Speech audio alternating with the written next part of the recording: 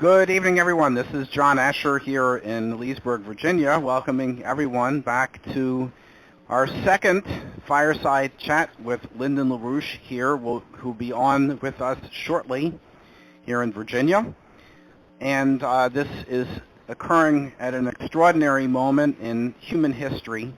And so I'm very grateful that everyone is able to join us again this evening. If this is your first time on the LaRouche PAC Activist Conference call, I'd like to welcome you here this evening and give a welcome back to all of you who have been with us over a period of time. This is clearly a very high point, extraordinary point in the process that we've been carrying out of these calls for quite a long time. So I've just, as people are getting on now, where this is really the starting bell, but we have a kind of a tradition here that we give everybody about 5 minutes at 9 o'clock to kind of pile onto the call. So while people are getting on, I want to point out a few things which are of tremendous significance on the website and related to activities we have coming up over the course of the upcoming days. First of all, I think in terms of political orientation and a statement, which I'm sure many of you have already emailed out to people, there is a very important lead item on the LaRouche PAC website entitled "No Diversions. Next 2 weeks will decide the fate of mankind." And that title, along with that we are at war with the British Empire, very much is the, I'd say, theme of the discussion around which we called this conference call here this evening. So the focal point of our movement right now, as I stressed at the end of last week's call, and you have heard in various discussions on the website, is the upcoming conference that will be taking place in New York City a week from Saturday. That is Saturday, June 6th. It starts at noon, but I think the actual conference itself begins, I believe, at 1 o'clock. This will be streamed nationally, but I would encourage all of you who are in driving distance of New York, or even maybe longer distances, who might consider flying in or getting to New York City, that we are going for the best possible attendance at this conference next Saturday, in a week from Saturday in New York. This event is entitled "Decision Day for Humanity. The U.S. Must Return to its founding principles and join the BRICS alliance now." And you will see that the panels are described on the website. The first panel from 1 to 3, keynote presentation, "The Promethean Challenge Unfolds, BRICS: A New Era for Mankind." Then a afternoon panel, "The American Revolution and the Battle Against the Bestial Conception of Man," including Bob Ingram, who is from the West Coast. He'll be flying in for this, who's written a recent crucial paper, "Manhattan's Struggle for Human Freedom Against the Slave Power of Virginia." And then you'll see on this that there is a evening music event as well. So I believe the part that will be live streamed will go from 1 o'clock till 5 p.m.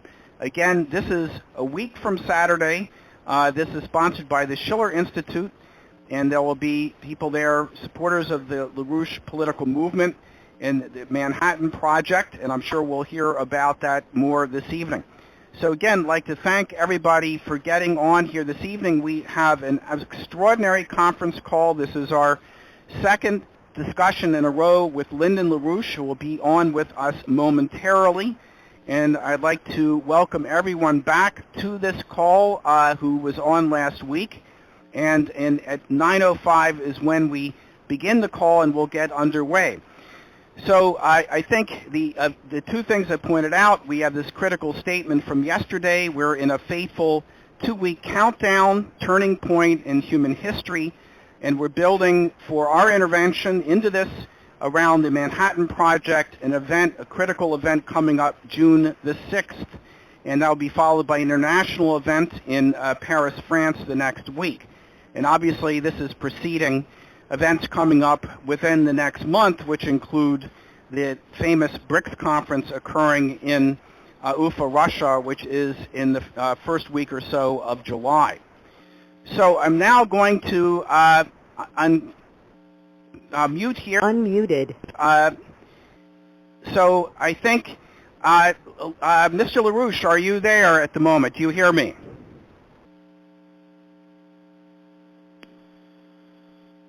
Okay. Lynn, do you hear me? If you do, can you say something? You to do? Okay, now I can hear you. All right. Now you're coming in. All right, so good evening, Lynn. This is John Asher here, the host of the conference call. And, of course, everybody on the call welcomes you back here this evening. People are still getting on, but we have a few hundred people on already, Lynn. And so I understand, Lynn, you might want to make a few preliminary remarks to our gathered supporters and activists here before we go into dialogue and questions. So if you have anything to say preliminarily here, why don't you go right ahead, okay? Well, look, we got a little problem that got dumped in my lap this evening, early evening. Barbara Boyd gave a report and recommendation.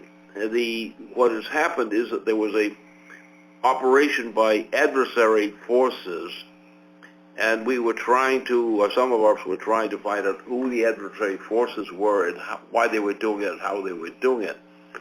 And quite recently, we were able to pinpoint those forces which were active and who were effectively weakening the financial resources of our organization here.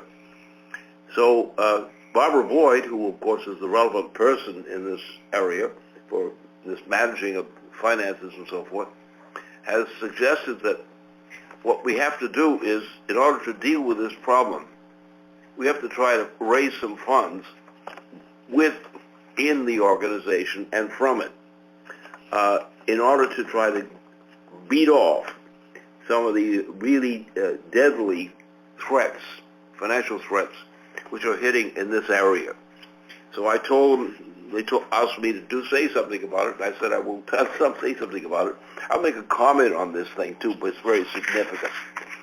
The issue, which Barbara doesn't say explicitly, but she did say on other occasions earlier, the problem here was that we had a group of people who were operating as former, or allegedly former, members of our organization. And these people were all, we doubt, determined, factually. These people were all actually agents of enemy forces. Some of them had been people who were recruited from our organization and all were otherwise using things to try to do damage to us, especially the Leesburg area. The other areas we don't have any specific problem of that type on our registration yet, but in this area we've had for several months a trend which was an outside forces meddling, and more recently we've been able to determine that more precisely.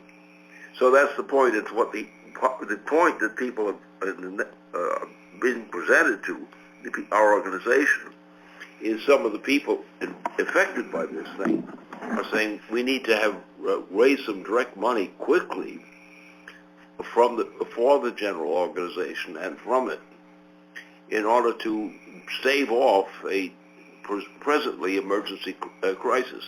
And that's the report of her report, which she said to me this afternoon, late this afternoon.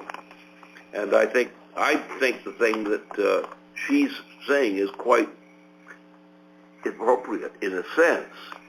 But the point is our organization, the members here, for example, participating now, will have to judge how they want to approach this. But I think it's something we have to do. I don't know how we're going to do it. Barbara said implicitly she doesn't know how she's going to do it. And so I think this is the way we have to look at it. Anyway, I think otherwise, apart from that little piece of bad news, I think we're ready to go. Okay, well, excellent. All right, so what I'm going to do right now is I'm going to turn on the question and A queue, and I believe that Lyndon LaRouche is prepared to take questions from any direction. I would just ask, Q&A session started. And I would ask people to please ask a question, since last week we had over 20 questions, and if you can stick to one question per individual, that will be very helpful so we can actually get to as many people as possible. Now, to get in the question-and-A queue, you can hit *6, and that will put you in the queue. And I think that, if you were on last week, you know that that Lynn covered a whole range of topics and about the entire international crisis that we're in today, our fight with the British Empire, and more. So I'm going to call on the first questioner here. Ah. All right, Lynn, here we go. All right. I'm here. Okay, I hear you. The first questioner, do you hear us? Can you hear me? Yes, I can now. Go ahead. Okay, great. This is Sarah from South Florida, and I was fortunate enough to hear last week's call, and fortunately enough, there were so many good questions I didn't get asked last week. But I did contact the activists in Leesburg in regards to it, and I would just love to hear Lyndon LaRouche's response to this, is that we have the Greek default with the IMF and the EU coming up June 5th, and I think that it's perfect timing to demand Glass-Steagall be rammed through before July 4th, when July 5th is the actual legal default from the June 5th of Greece, because as the EU will start collapsing, there's quite a few countries, I understand, that want to get out the door along with Greece. The United States would be wise, in my opinion, to ram through Glass-Steagall before July 4th to protect her nation's assets. And I would just love to hear any remarks, ideas, responses. Okay, thank you. Okay, it's rather simple. Of course, Glass-Steagall is absolutely indispensable. If you don't include Glass-Steagall in reforming the system, you're not going to accomplish anything, because all the other features of the system would fail to meet the requirement. Now, let me just explain one thing about this, which is not generally taken up by our discussions, but they very much occupied my views on these matters. We're in a situation where we entered the 20th century. Now, people say that, well, that's a long time ago. Yeah, the year, that year, and from there on. But the problem is that over the course, since the beginning of the 20th century, remember, when you work in the 19th century, you still had some of the greatest qualities of genius being generated in the trans-European area. The most famous names. What happened was that with the beginning of the 19th century, that is the year 1900 and 1901, that period, since that time, the moral and intellectual capabilities of the people of Europe, but particularly the United States, have been in a constant rate of decline. For example, in the whole 20th century, there was only one man as a qualified scientist who was ever supported. And guess who? Albert Einstein. No other so-called scientist was actually honestly competent as a scientist during the course of the 20th century. And after the 20th century had passed, and we were passing into the present century, things have gotten worse at an accelerated rate. So the point is, Glass-Steagall is a pivot, which is not just only the content of Glass-Steagall, but Glass-Steagall is an increment, an essential increment of the policy of returning to the economic policies of our presidency, that is of the United States. If you don't push Glass-Steagall and go from the start of it, you're not going to save this nation. You're not going to save our people. So Glass-Steagall is indispensable. There can be no substitute for Glass-Steagall. Anyone who doesn't agree on Glass-Steagall is either mentally ill or confused, very much confused. Okay. All right. We're going to take another questioner up here.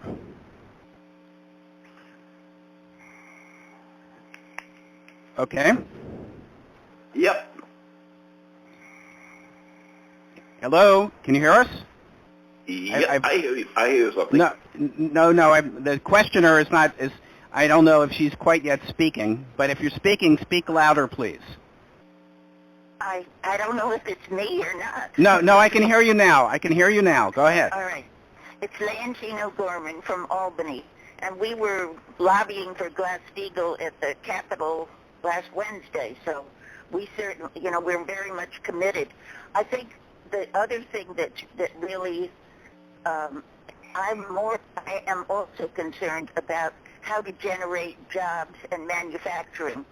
I drove through Gary, Indiana, and it's a ghost town. And when I know I'm old enough to know what we were like when we produced, the cars. In fact, we invent the thing, and then China's making them right now. I need to know how to generate jobs in this country now. Lynn, were you able to hear that? It's a little bit weak, but I got it. Okay, she basically said that she was asking, she drove through Gary, Indiana, and was commenting on how there was no manufacturing jobs, and she was asking, how do we generate manufacturing jobs now? What we have to do, essentially, is very simple. We have to go back to the idea of a science driver program as the basis for the entire economy of the United States. That is, for everything that the United States represents in an economy. Glass-Steagall is an expression of that absolutely indispensable mode. It's always been that case. That doesn't mean we've always had that case, but anytime we were doing the right things, we did that case. We did follow that case. And right now, if you don't have Glass-Steagall, you cannot solve any of the problems of the United States. And you have to realize this, that the United States has been degenerating over the course of the 20th century and still going that direction today. So that if you don't get the package of which Glass-Steagall is a characteristic feature, you're not going to save this nation. We are now headed for hell, economically. And that also, there's a plan now in play with the water question, which is being pushed in California and elsewhere. Now, what this governor of California is doing is committing genocide against the people, not only the people of California, but this is now extended to a broader area of the western states. And what, on the edge, the rest of the United States area is now about to get into the same kind of problem. There are solutions for this problem, but the governor of California is not going to allow that to happen unless we sort of get him out of the picture. But that's what we are. Okay. All right. We're going to take another questioner up here. Here we go. Hello? Hello. Okay. Go ahead. Hello? Yeah, I'm getting the person on here, I hope. You there? Yeah, this is Glenn from Washington State. Okay. I'd like to ask Mr. LaRouche if he would help with the promotion of Franklin Roosevelt's Columbia Basin project as a national project, and if he would help assign people to help me on promotion of that. Yes, but that's just a general statement, generalization, when said that way. There are very specific approaches to carrying that out. And what is necessary is to go into a discussion of what those specific approaches are. The basic thing is that the human species realizes itself as being human only through the creative powers of the human individual mind, the human mind in general. Now let's take, for example, right now, we allegedly have a great water crisis in the United States, and the West Coast is, of course, the leading subject on this matter currently. But those people say we can't do this, we can't do that because we're running out of water. Now the fact of the matter is we are not running out of water. The supply of water is not located merely in the Earth area.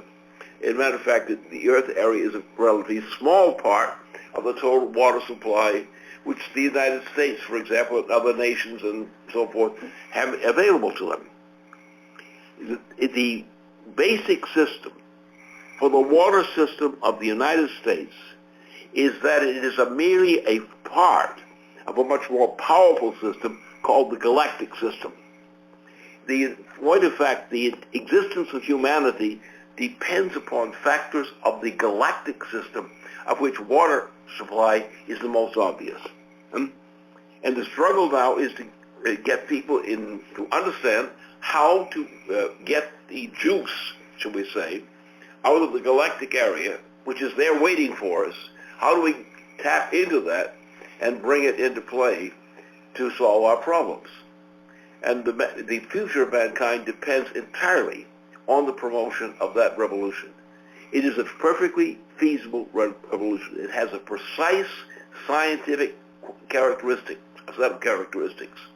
This thing was a follower of the work of Kepler. The great Kepler, who was the first person to understand how the galactic system was created. He didn't have a complete view of the galactic system, but now that system is known. The galactic principle is known, and it's also known that the water on Earth, it depends upon the management programs prescribed for the galaxy, not the local the water system. And if we go at that kind of problem, that kind of thinking, which is quite feasible, it's not easy, it's difficult to get through the process because it requires a lot of steps of work in order to get mankind in the ability to really realize what the water system is. But we have already existing for us now. We have the access to the kind of technology, which is known technology, that is in terms of the system. And all we have to do is get a little smarter and learn how to apply ourselves to that. Okay, great. All right, we got a lot of people on the line here. Lynn, we're going to take another person. Here we go. Okay. Waiting. Okay. Hello, this is Joseph from Michigan. Okay. And my question is, the voter fraud with the electronic voting still going on. Now the Democrats are controlling that, and so how do we get a hold of this? I can agree with you if we go back to just a single ballot to get a fair election. Well, I think you've got an option that's coming up this Saturday. It's called O'Malley. Now, I've gone through the list of candidates that are known to me. That is, all the candidates of present candidates for election known to me presently. Now, this guy, O'Malley, is right now the only probable case of a candidate qualified to lead the nation in solving our problems. Without that kind of approach, the approach he represents, we don't have much of a chance in the United States of our people. So that's independent. We don't have anybody else on the job right now who is committed to O'Malley's position as a presidential candidate. I also look around the issue, and I find the other guys who were considered presidential candidates, they're not all bad people. That's not the point. But they do not have the kind of commitment that's needed. It's just like what happened in the 20th century. We had all these guys who were called scientists, and there was only one scientist in the 20th century who was really competent, Einstein. The rest of them were all a little bit kooky, and were not really up to the job. So the issue now is, do we know that? Well, we do know some of that material. We do have some insight into that. And O'Malley so far has indicated that he's a man who's committed in that direction. Now, I can't guarantee him. I don't have that kind of insight. But I do have a good idea of what he's been doing. I understand how he's operating. And what I understand more than anything else is that all the other ones are no good. That they're not necessarily bad people. They just can't do the job which desperately needs to be done. And so I would say we would encourage O'Malley, and we're looking for a candidacy, presidential candidacy, which in practice can deliver an organization of leading political forces inside the United States, regroup those forces, and bring them into a unified play. That is, create a real presidential system of the type that we have done a number of times in the U.S. history. But that's what we require. We have to get a presidential system. You need a good president, otherwise you don't get a good presidential system. But we need a presidential system, a president who can represent that. And that is our best shot for everything.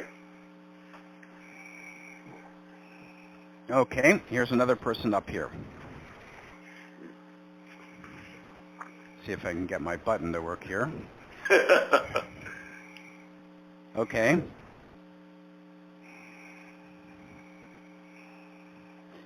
All right.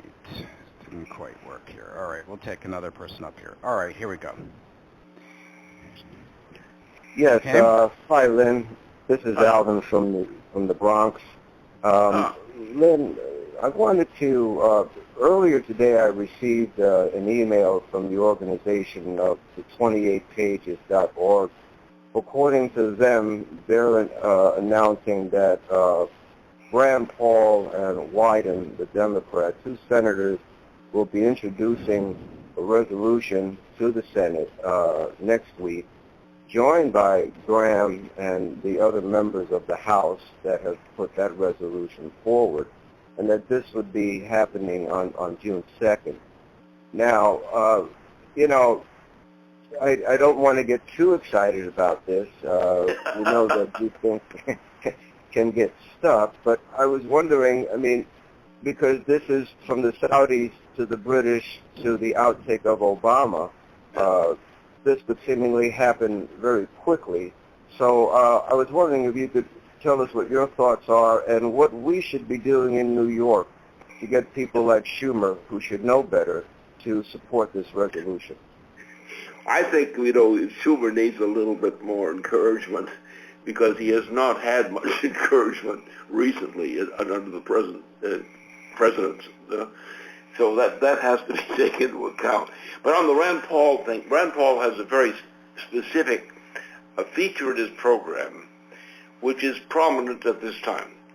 Now, I don't know about Rand Paul's policies in the broad sense. In other words, I couldn't give him A marks, 100% marks, all the way down, up and down. That I can't do. But I do know that what he has committed himself to, as stated, is something which is absolutely valid. It's not the whole kabaz. It's not everything. But it's an element which when, let me just accept my answer to your question this way.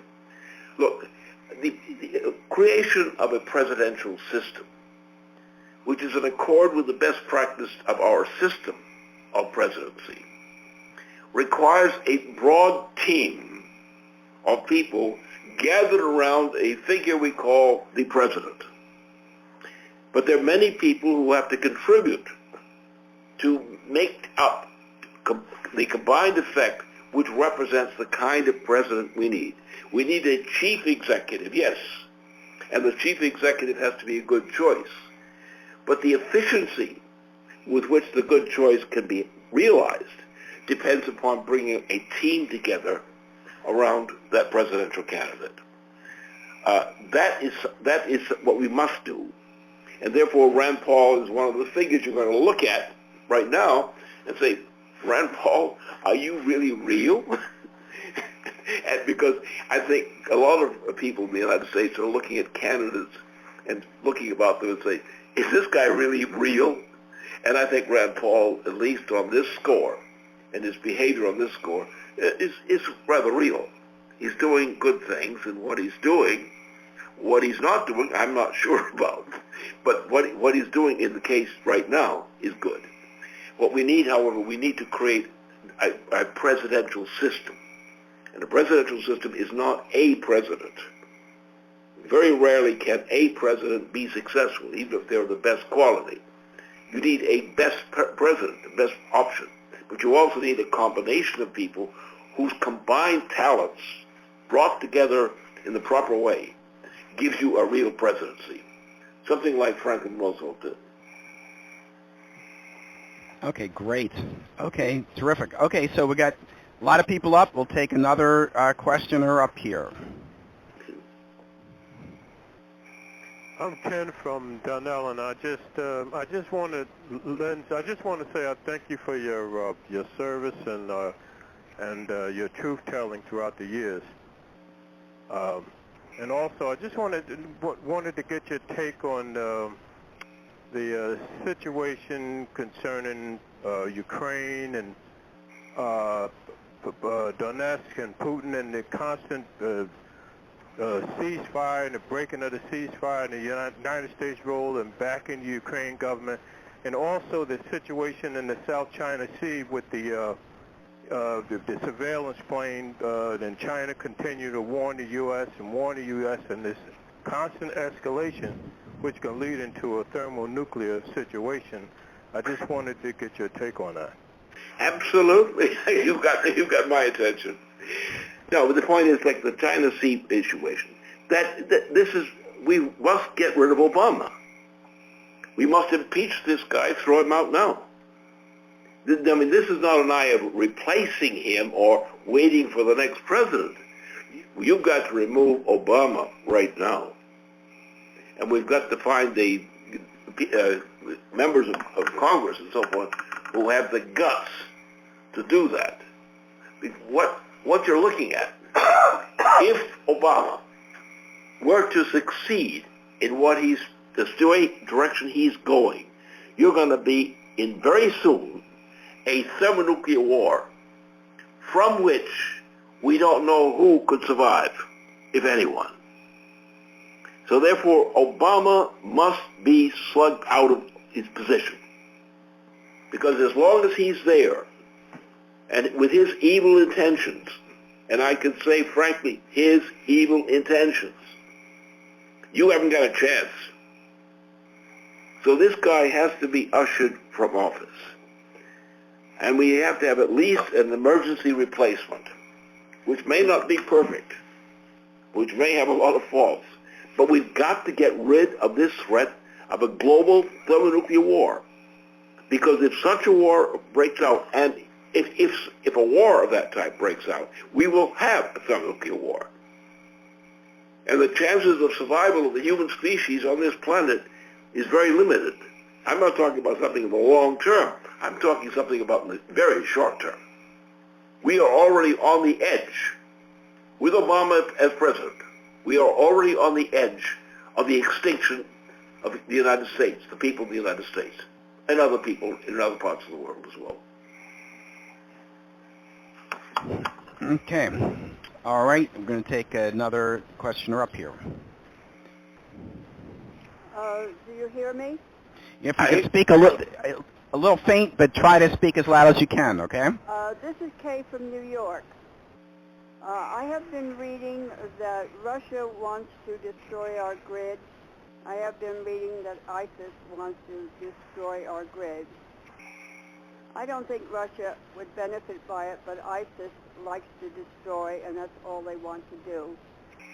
If that happens, is the Tesla electrical system something that could be used to replace what we have now fairly quickly? And do you have people who give thought to this? Okay, all right. Did you, Lynn? That was she was basically asking about the a claim that there was a threat to the electrical grid. She said that certain people say Russia wants to destroy our electrical grid, and other people say that ISIS wants to destroy our electrical grid. How do we deal with the threat to our electrical grid if it's attacked? That was her question. Oh, I know. It's a reasonable question, but I think I would approach it a different way. Yes, as long as we have this situation, remember the policy is the British Empire. This has always been, in modern times, our chief enemy has been the British Empire. The British Empire is the enemy of civilization in general. Even uncivilized people are victims of the British Empire. Not which is the usual fact. So what the problem is, we must remove those factors in international policy which mean the threatened extinction of the human species. And the threatened extinction of the human species is something you have to talk about when you hear the name of Obama. You also have to realize that the British Empire is the chief force of evil on this planet, and has been that for a very long time. And therefore, what we need to do is take that into consideration. Now, what we have is, what are the alternatives?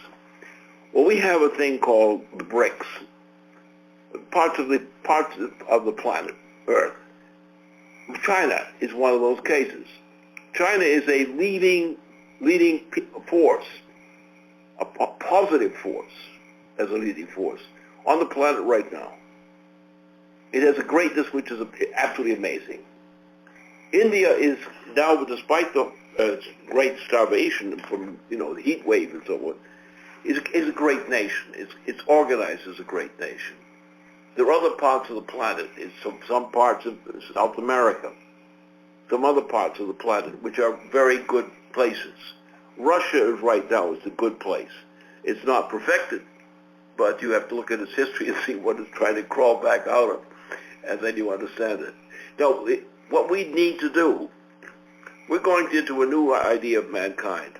It's not exactly a change from the old way, but we know now that nations cannot just live with arbitrary attitudes toward other nations. That we let the nations live their own way, but let's find a way of concert, of bringing our intentions together, one nation to another. Let us have different tastes. That's all right. What we want to do is learn by working together as nations.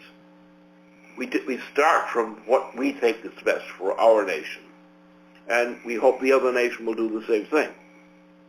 But we may all be wrong, but not perfectly wrong. But we will, in this process, learn how to converge on things which are the things that the future of mankind requires. And of course, our United States is actually, as created by people like Alexander Hamilton and his leadership, that's the model. For me, that's the model.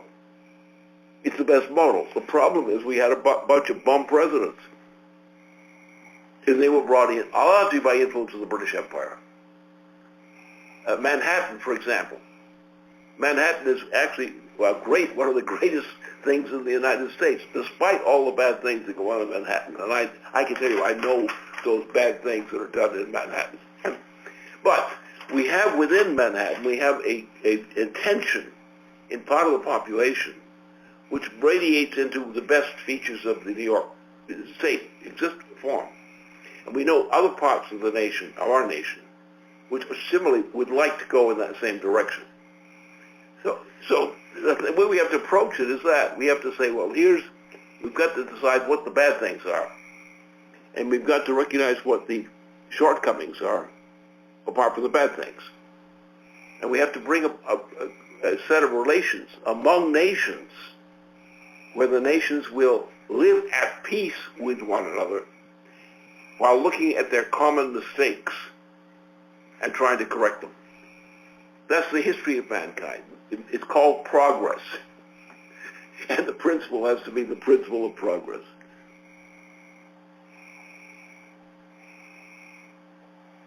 I have to push one button here, which somehow got turned off here. Hold on one second. This conference is being recorded. Okay.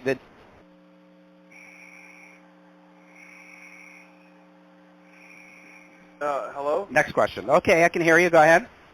Oh, hi. Okay. This is Derek in California, and I just wanted to commend you, Lyndon LaRouche, and your organization for phenomenal success and leadership, and it's really it couldn't come at a better time.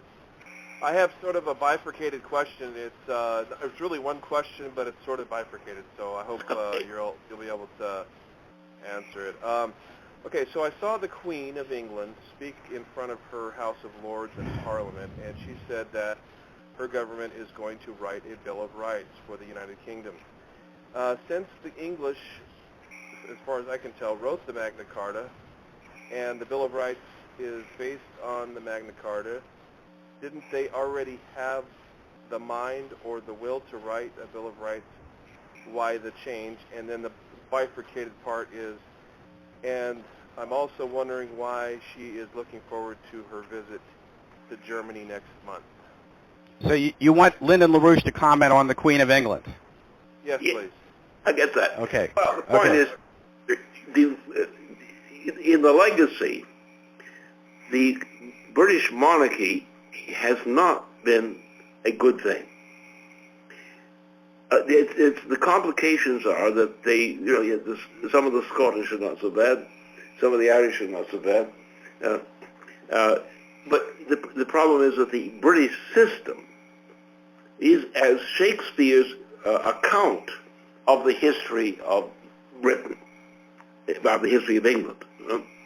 It's a pretty good picture of what the problem has been. But also it means that the creation of the British Empire as such has been nothing but a pestilence to mankind. The British system, as an imperial system, should not exist, because there's no way that you can have a good system if the current monarchy, or tradition of the monarchy, continues. And therefore, the problem is exactly that. The problem lies not with the English people, not with the Scots, and not with the Irish. The fact is they are slaves of a certain kind. They don't have their own rights. They don't have their own abilities. They are simply tools, and they're trying to survive in the role of being the tools they've been made to be. And I know a lot of the people from Britain, my age enables me to know that. And that I draw a conclusion on that basis. I find that often, many British citizens, English, Scottish, and so forth, I find it very agreeable. As a matter of fact, I have some ancestors that come out of that breed. So I can't be too afraid about those guys. But the problem is the British Empire, the monarchy system as it has existed, since our founding of the United States in particular, is something we want the planet to be free of. And the sooner it goes, the better. Okay. All right. So let's get another questioner up here.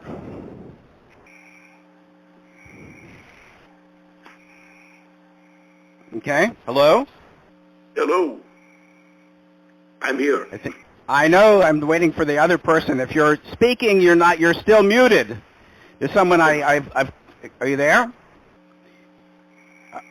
Okay. The person does not. We'll have to go on to someone else here. Let's try another one. Okay. I would like to ask a question of my two chairs.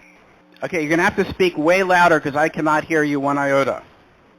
All right. The question is central around what was just said, that the Britons are tools of an imperial system. That is what is basic. And the question is, are the words Romans and British covers for the priest-king bank hegemon, for the imperial Israel with Bank Khazar? Are the words Roman and British covers? And if they're covers, is a more accurate description Vatican Empire? Israel Bank Khazar is the proxy for Sinai. All right, I think I get I think she was asking about the relationship between Roman Empire and the British Empire. It was very faint, but that was the basic question. I think the evil is about the same. I think the Romans were better at mass killing and slaughter. They have a less bad situation.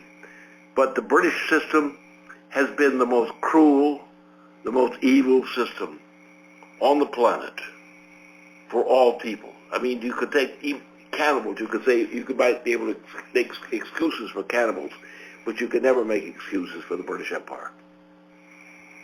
Okay. All right. Let's take another person up here. All right. Yes. Lynn, thank you for your work. I'm an activist. Also, my name is Kathleen, and I'm from West Virginia. Uh-huh. Can you hear me okay? Yeah, I hear you. Okay. One thing that bothers me a lot is the lawlessness in our government. The highest office, like Obama in office, he's always disobeying the Constitution, but many of the elected officials underneath him are also the same way. And they don't seem to live by the laws of the land. They make them up as they go. I think this is probably the second most important issue going on in our country today, excluding the Glass-Steagall.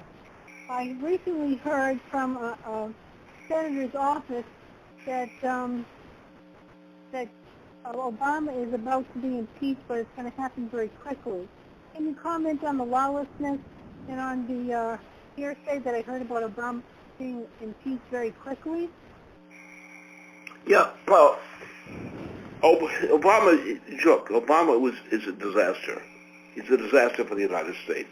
Every day he lives right now is another day of disaster for many people in the United States. And the problem is also more broadly is that what's happened in the terms of for example, the system of the Congress as such. These institutions, which we were so proud of at one point, or up or down, like Franklin Roosevelt, for example, one of our most famous achievers in history. We don't have those around anymore. And the reason we don't have them is because the system of government, as it's managed now, doesn't allow good presidents to occur. I've known some good presidents personally. I've admired some of the work they've done. Some of them are fairly recent vintage. But if you come to a Bush,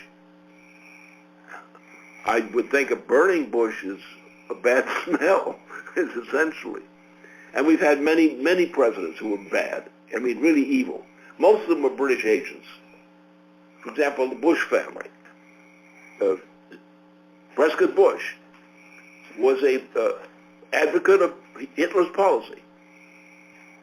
And suddenly he was still living when his sons came along, and they got to be known as the Bushes of the presidency.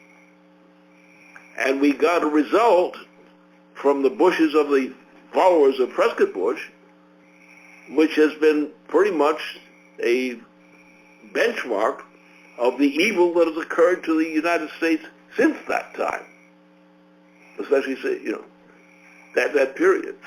So what we have is we have a system of presidency which has some good presidents in them, but somehow the presidency itself failed to function.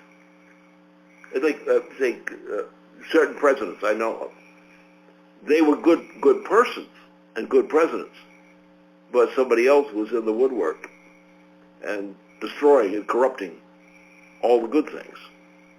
And that's been the case. Obama is probably the worst president on the record in the United States. That's a good example of that. But all the Bushes are very bad. They've always been very bad. As bad as stupidity can make them. Okay. All right.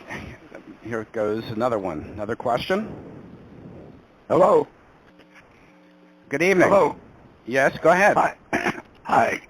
Eli out here in Southern California. Lyndon, it's a pleasure. Lyndon, I have a question. I've been listening to several of the recent discussions over the phone over the last month or so, and I'm bewildered because it appears to me that relative to the drought that you cited here in California, that on one hand, it doesn't appear that LaRouche and company is acknowledging that humans are the underlying problem, or that humans, by changing their behavior, represent a part of the formula for the solution to it. When we have, for example, the burning of the jungles in South America, the impact that has had on the northern hemisphere is a rather documented scientific fact, and yet I hear about these galactic solutions which seem to be rather ambiguous at best. I thought you may be able to comment upon that. Well, there's nothing wrong about the galactic solutions, if they are solutions. It's obvious, huh?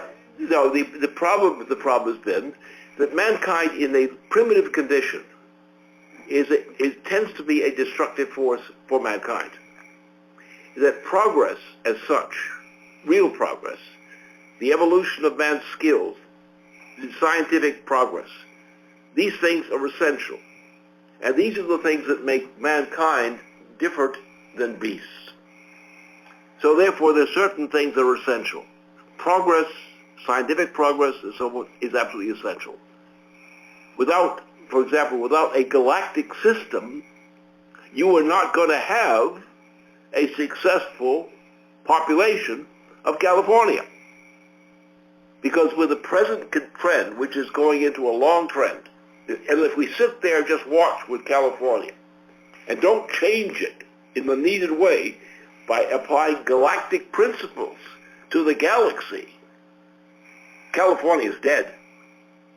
Because it will be a long time before the territory called California today would come back. So therefore, progress is essential. And the progress of man and man's ability to make the changes. For example, what's the problem with the water in California? Two things.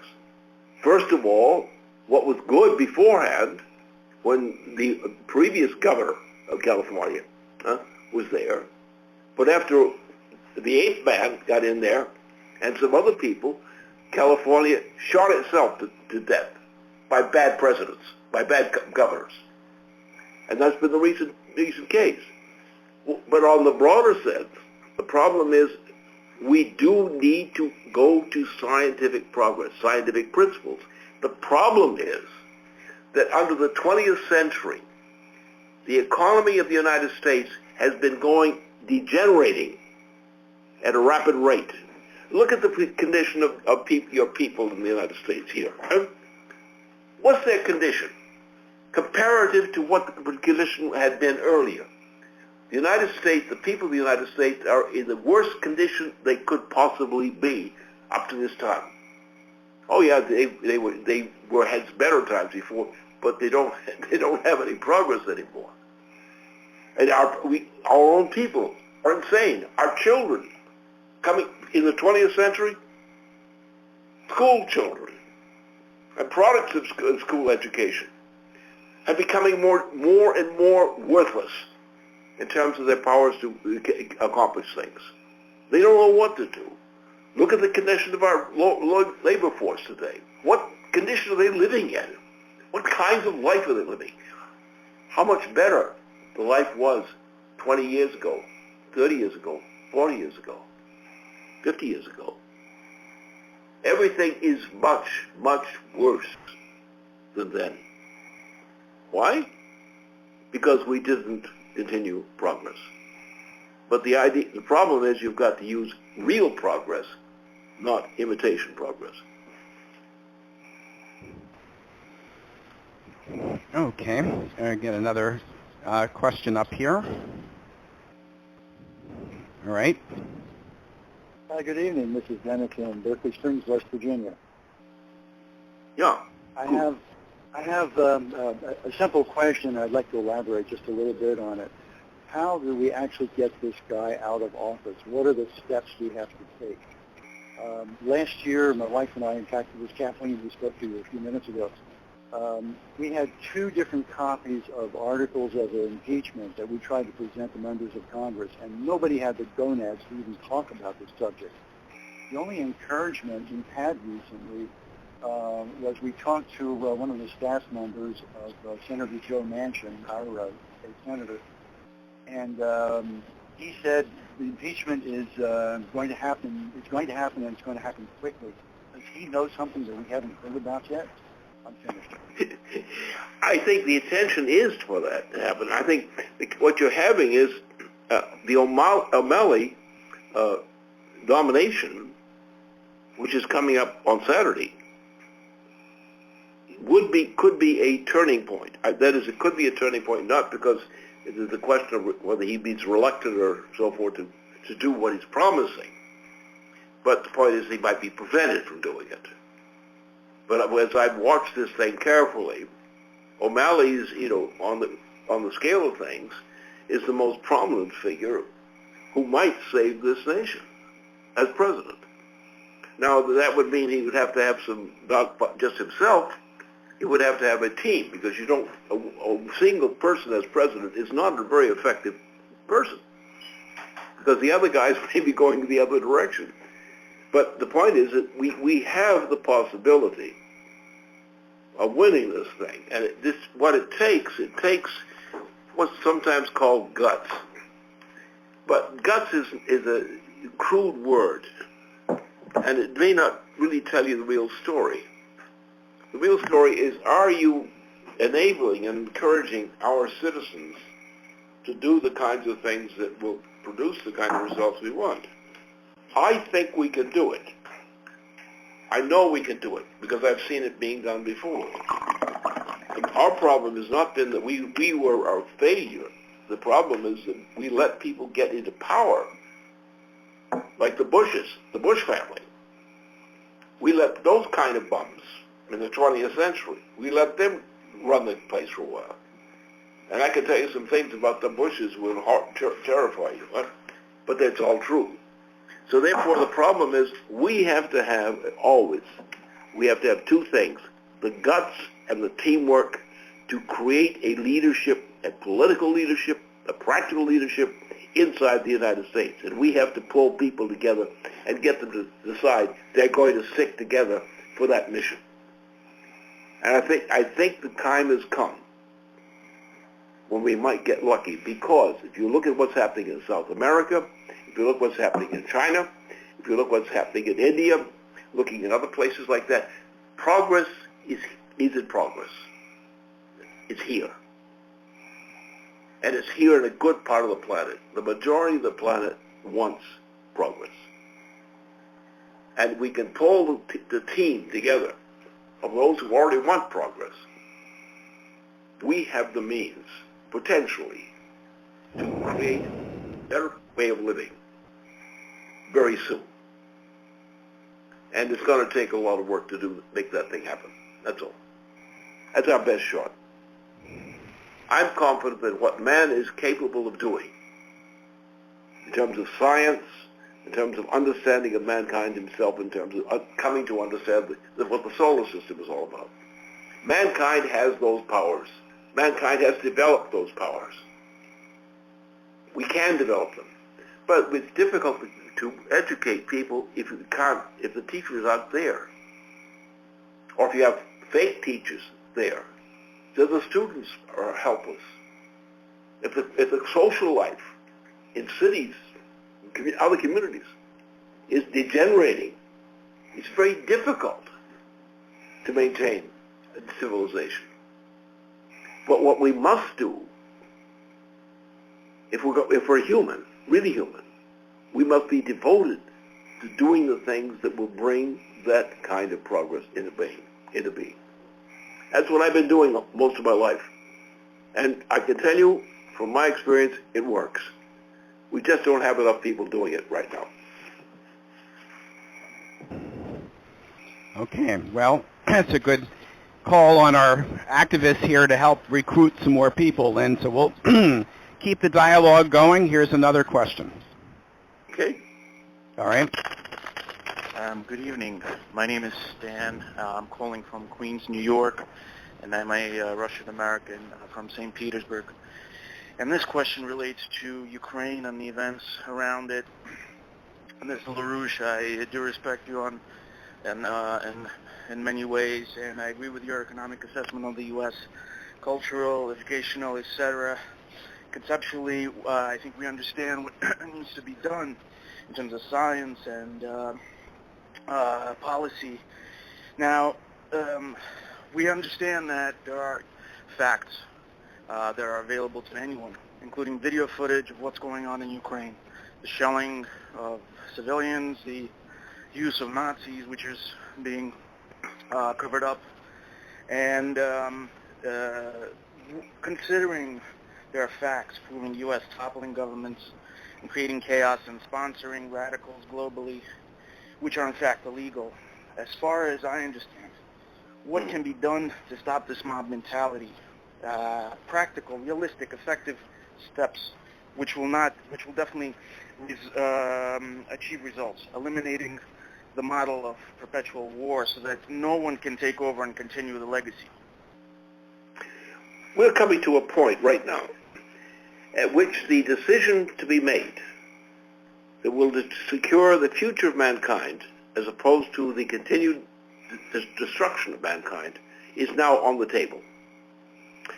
Take the case of Ukraine. Now, I have some fairly intimate connections to people in Ukraine. I also have quite a bit of history in terms of Russian history, of modern Russian history, especially. I know what's happening. I know, the Ukraine is, probably well, as I do, that the Ukrainians are not what they are presented to be by the Ukrainian government. And I know people, leading people of Ukraine, who agree totally with that. We have a bunch of Nazis, and they were actually Nazis on the record during the Hitler period. These Nazis are running Ukraine today. How? Under the direction of the British Empire, that is the British monarchy, and under other forces like that. I know exactly how it's being done. Now the problem is this. Let's take a look at it from Putin's standpoint for a moment. What is Putin doing? Well, on the one hand, he's doing everything possible to avoid a general thermonuclear war. He probably is doing almost as much or more than anybody on this planet to try to prevent thermonuclear war. Because thermonuclear war, if it were to occur, and there is no such thing as non-thermonuclear war in terms of this kind of warfare, you have to use those weapons, those kinds of weapons, or you lose the war, unless you can stop the war. And to do that, you have to get rid of the Nazis. And I think you do know, or from your experience, that Ukraine is now under the control of a bunch of Nazis. that doesn't mean the Ukrainians are Nazis. It means they're intimidated into playing a role of trying to survive, despite the fact that the government of the United States, among others, under the current president of the United States, is promoting a Nazi regime in Ukraine. And we're at a point also, similarly, to be realistic, we're at a point where if Obama stays in the presidency for much longer, you're going to have a thermonuclear war, and there won't be any coming out of it, of civilization. So getting rid of Obama, getting him out of there, and getting people like Albert, getting in the British Empire out of there, is absolutely essential, because the rest of the world, which is being more and more influenced by the BRIC movement, as in China, as in India, as in some nations of South America, the movements there are the kind of movements which are needed in order to build a decent condition of life for humanity. And I'm sure, I've studied him well enough to know, I said that Putin is actually trying to do a very good job with good intentions. But how can he express those good intentions when the British Empire of the Queen and company, as well as the Nazis who are now controlling Ukraine, how can we have peace? We have an Obama who wants to make world war. How can we have peace? And therefore this depends upon the intellect of people to understand that there are certain missions which the present age, the present year, the present generation must complete in order to ensure the survival of humanity for the future. Okay. All right. We're going to take another person up here. Here we go. All right. Hello? Oh. Hello? Hello. Hi, this is Stan Norman in Orange, Southern California. Mm-hmm. Okay. This whole thing we're discussing is very hard to grasp. But let me just ask a few points. Because, I'm a ex-engineer and I worked in strategic planning in my day. And my question is, what is the plan? Like when we worked in business, we had a strategic plan and we had an operating plan. The strategic plan is what we want for long term. The operating plan is what are we going to do this coming year? We're going to do it. What are the goals and what are the objectives? And let's identify the people that are going to carry it out. Now, I don't know if we have anything like that. If O'Malley's our man, is he going to take a month and sit down and figure this out and come up with something? I don't ever hear anybody come up with a coherent plan. So how do we get this plan, and how do we make something? Well, we do have some people who do have some good planning. But when it comes to the present system of the presidency, and you go back, Bill Clinton wasn't too bad, He was stuck with a lot of handicaps, and I know him very well. Bill, we have other presidents who I've known or been associated with, and they were good guys. But what happened? The Bushes got in there. The general history of the modern 20th century United States is had too many Bushes there. The Bushes that you would like to burn, so to speak. Prescott Bush he's practically a Nazi himself. His sons were trained to think like Nazis, or sloppy Nazis, or weak-brained Nazis. We're getting more of that. Obama's a brain case. I mean, this guy is not fit to be president. Why is he there? Because the British Empire put him there. And we let it happen. So the point is coming now that the issue before us is that the enemies of mankind, the enemies of human culture, the enemies of progress, are now at the terminal end of their ability to control the planet. And they are now determined to stay alive so they can control the planet. How do they do that? By killing people. What you've got right now, let's say in the case of California, what's the policy of the current governor of California? In direct contrast to his father. The present one is a killer. What's his policy? Reduce the population of California.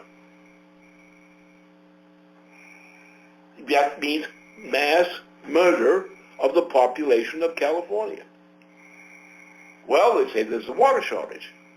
Then why does the current president, chairman of the state, the governor, why is he trying to kill people? His policy is killing people. He's not limiting it to California. He's got neighboring states there. You've got some people in Texas who are thinking in a similar direction.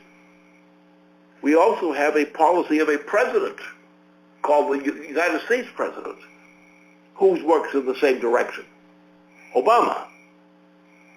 Now, what are you complaining about? If you're not complaining about what I'm complaining about, what are you complaining about? We're at a point that we have to fight our way through to save this nation. It doesn't mean going to a bloody war. It means trying to avoid all kinds of warfare. But it means going to higher levels of technology. But I can tell you one thing that probably most of you don't know. I'm an old enough man to be able to say that. Is that since the beginning of the 20th century, with the beginning of the 20th century, in the United States and Europe, the civilization that had been achieved over the course of the 19th century, with all the problems that existed in those periods, was better in direction than we've had in the 20th century or the 21st century presently. Why? Well, I tell you, there was one genius, one and one only true genius in physical science during the 20th century. His name was Albert Einstein.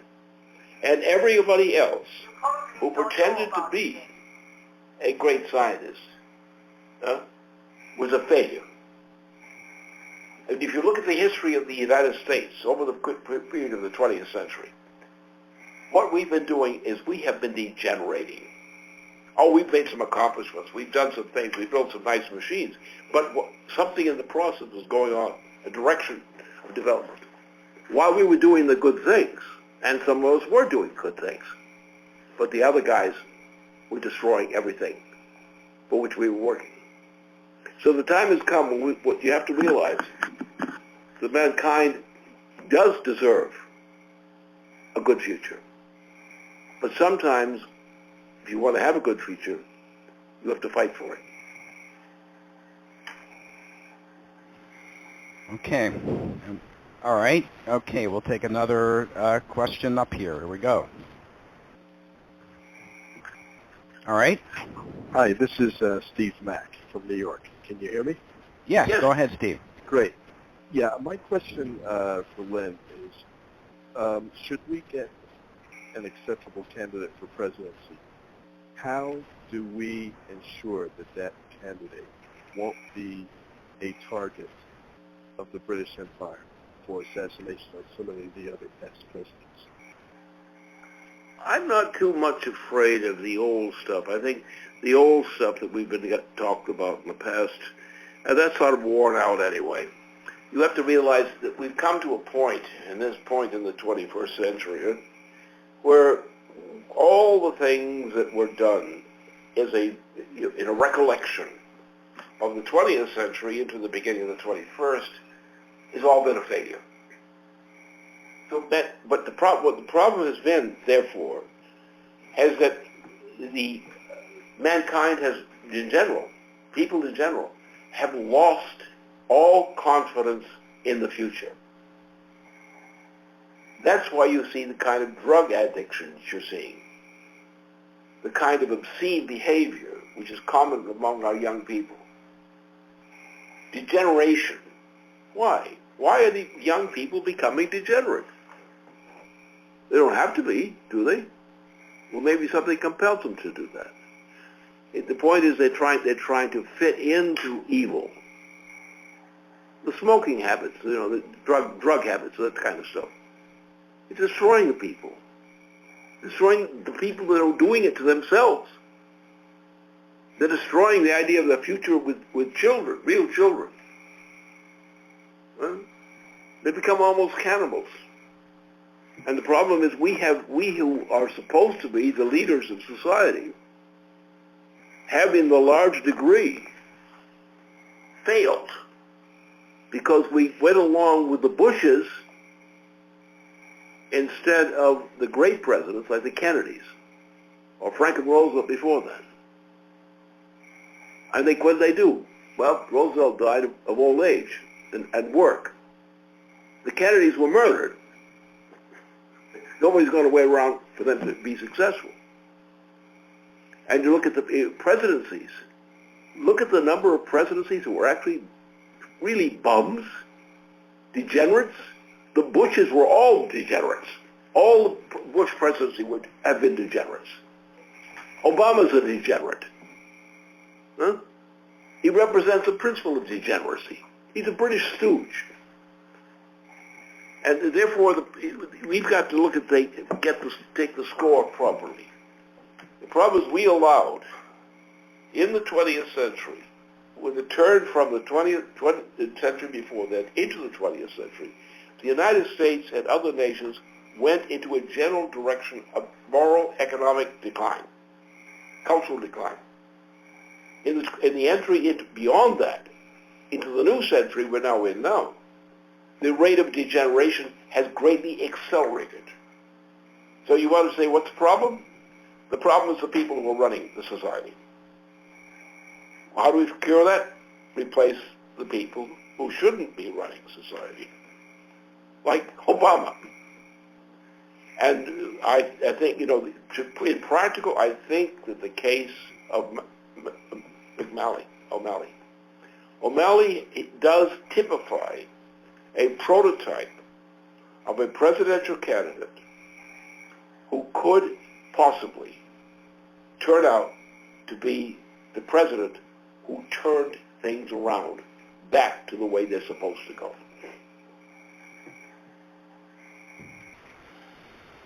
Okay. All right. Well, we got still a long line up here, and we're going to take a few more questions. Okay, here we go. Yeah, good evening. This is... Hello, can you hear me? Yep. Okay, this is Jim from Michigan, and talking about the 4-point program you've come up with, starting with Glass-Steagall and bringing the policies into play for moving on to increase the productive powers of labor. I see it as a problem for all stratas of the population, from the general labor right up to the people who would be the scientists. And I'd like you to comment on how we could overhaul our education program so that we could achieve that goal of increasing the productive powers of labor. And secondarily, would you agree that we should go into, like Roosevelt did at the beginning of 1942, where we had price controls introduced to stop speculation? Would you comment, please? Yeah, sure. Well, Franklin Roosevelt was actually one of the greatest presidents we ever had. Here's a guy, you just think of it, he had this disease. He was barely able to even live. He fought like the devil through the whole decade, what better part of a decade.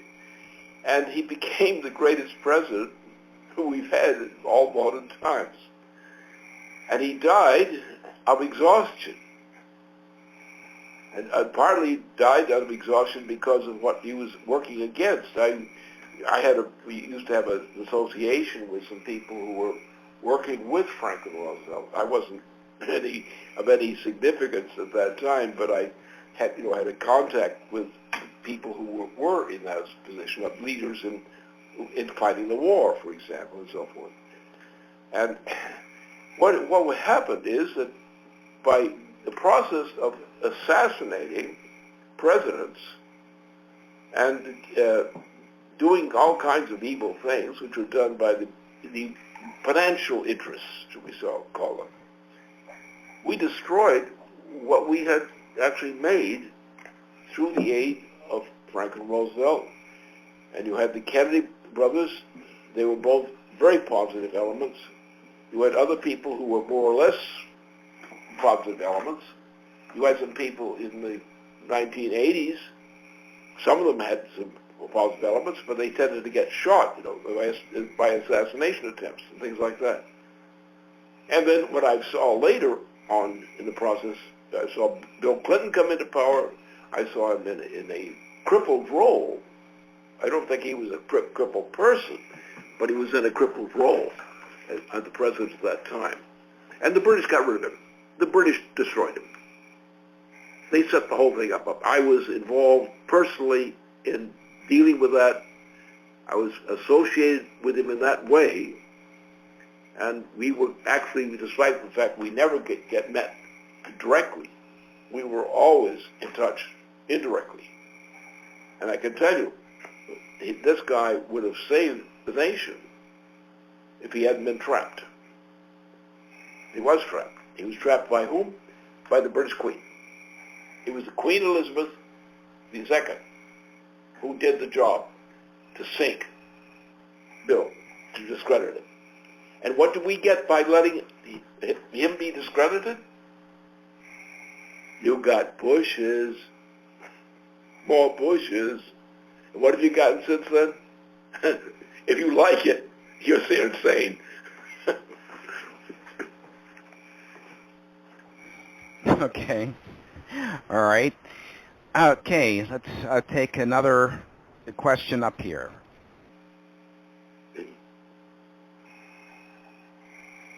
Okay.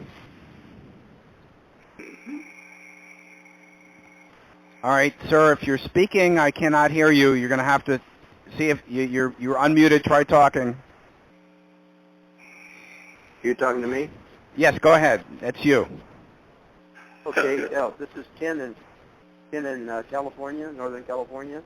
Yeah. Question I have for Lynn, thank you for being on tonight. And the question I have is the Trans-Pacific Partnership fast track thing went through the Senate, I think last week, I believe it was.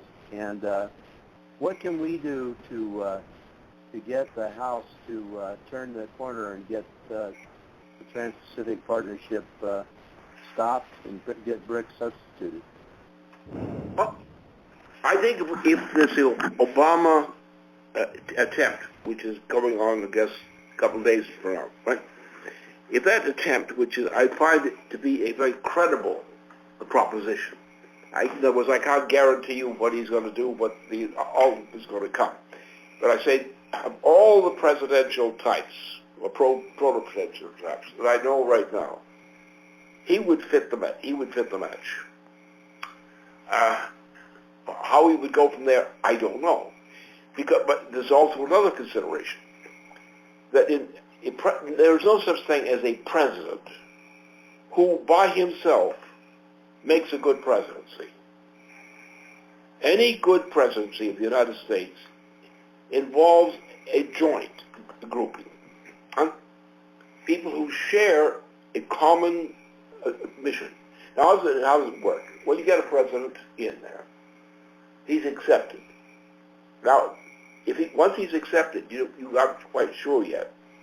But when he's accepted, and you begin to see him doing what he promised to do, or what he was committed to doing, then you begin to see a presidency emerging, where the teamwork among the people responsible, we see this in the history of the United States all over the place.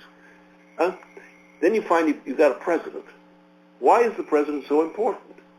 Is he some miracle man or something? No, he's not that. He represents a team of people who have a destiny in their eyes looking out at the world. And that destiny increases and develops, as it did with Franklin Roosevelt. And that produces something which makes for a great nation, the United States, as Franklin Roosevelt did. And some of the people who were assassinated. Assassinated by whom?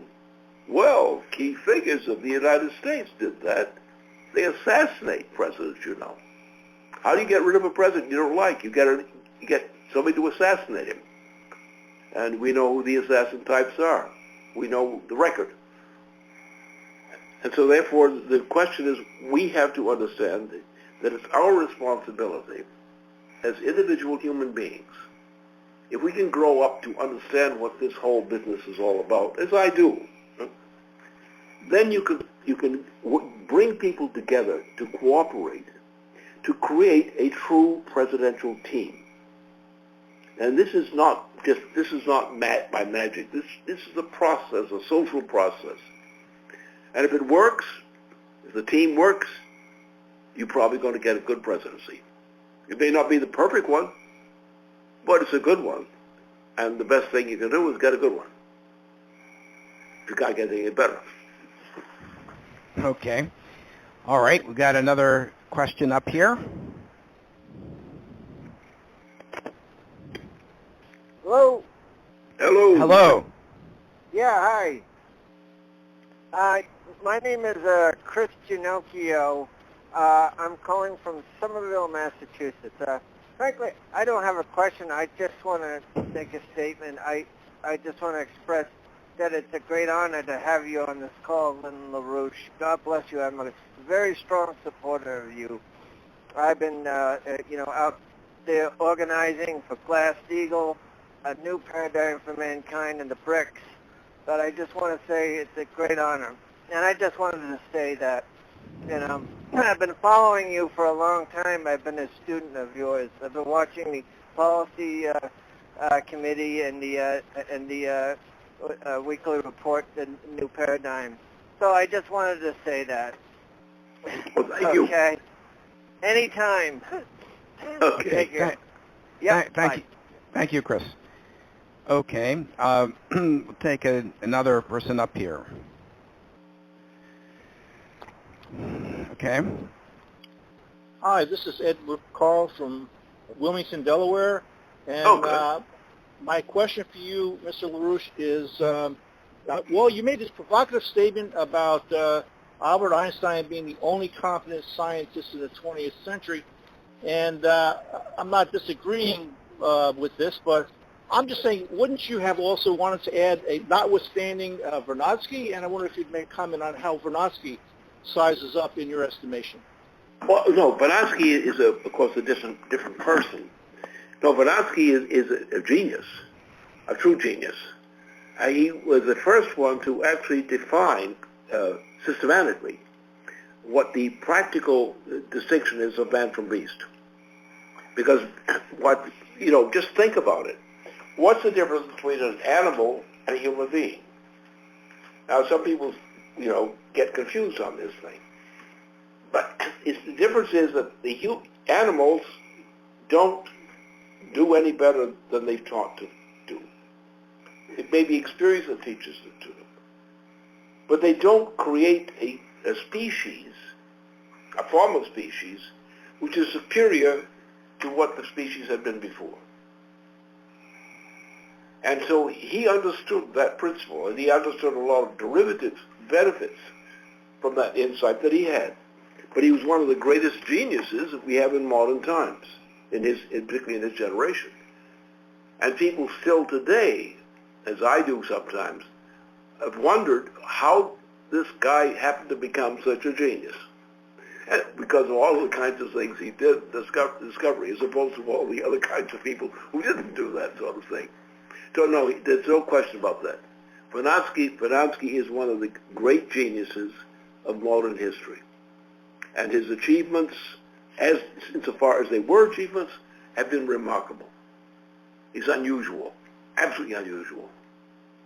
And no, he's one I've learned a great deal from. Okay, and I think, Lynn, we're down to, this is, going to be the last question this evening. We've certainly covered a tremendous ground here, and I'm going to have another person up here. Here we go. Okay. Yes, this is Wayne from Virginia.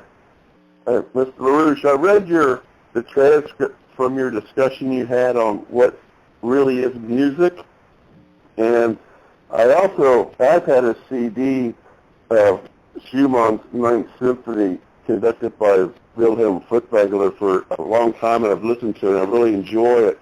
Now, I'm not a musician, and I'm not an expert at classical culture, so I was just wondering if you could do us a favor and impress upon us the importance of classical music. All right. Well, classical music is sometimes it's overrated by looking at it the wrong way.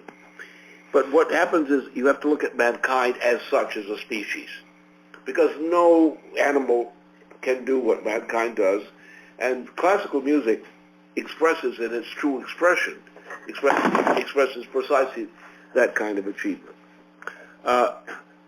Furtwängler, particularly, it probably is the greatest surviving composer who lived into the 20th century.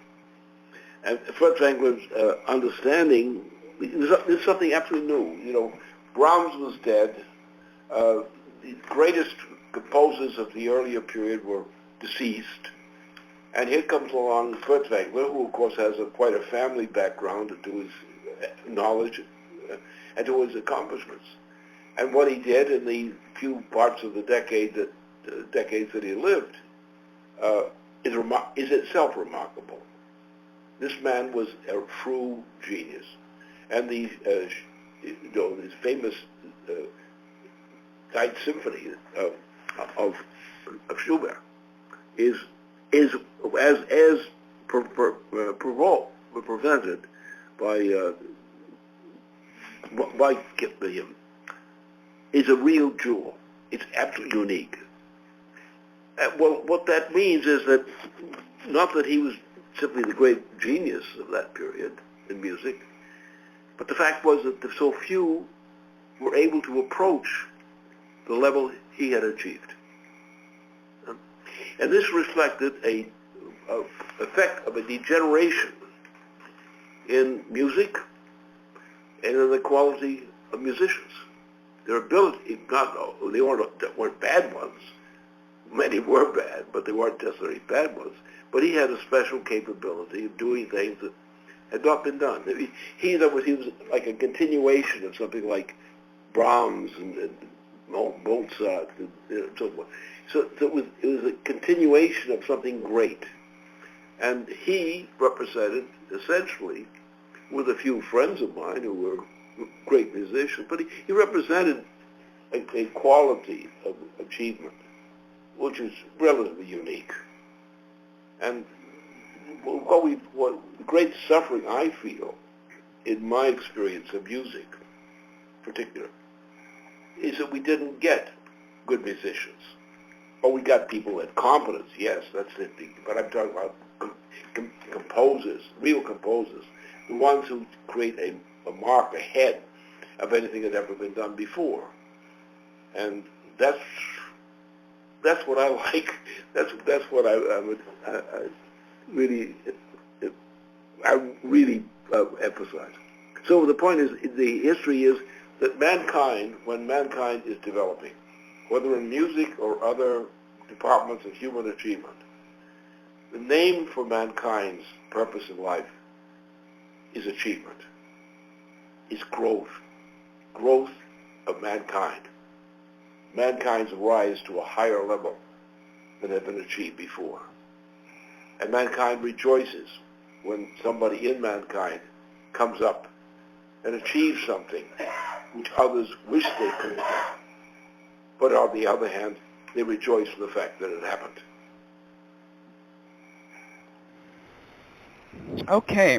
Well, Lynn, I think this evening you've really covered a tremendous amount in depth here, both in terms of the incredible strategic moment we find ourselves and what we have to address in the deeper sense of how we have to really improve our own organizing. And I think between last week and this week, Lynn, you've made a tremendous intervention within our political movement, and my view, to uplift people for this fight that is in front of us at this point and what we have to do for the future. So here we are, Lynn, after about an hour and a half of discussion, which we decided was going to be about the length of the call. And I was wondering, in summation, if there's anything you'd like to say to the activists and supporters who are still on the line with us this evening. Okay, there's one thing I think is probably a very practical consideration to lay forth before us at this moment. We are now at a point where here we are in the United States. We are aware of France and its troubles. We're aware of the failures in German community and so forth. We're also aware of what the role of Russia is right now. We're aware of the great achievements of China. The achievements of China are immense as compared with the rest of history right now for this recent period, and things like that. So what our purpose has to be is to realize that mankind has a special nature that no animal could ever achieve. It's not possible for an animal to do that. Only a human being can do it. And what the conclusion to be drawn from that is that every person in the human species should strive to contribute to achievements of mankind as no animal ever could.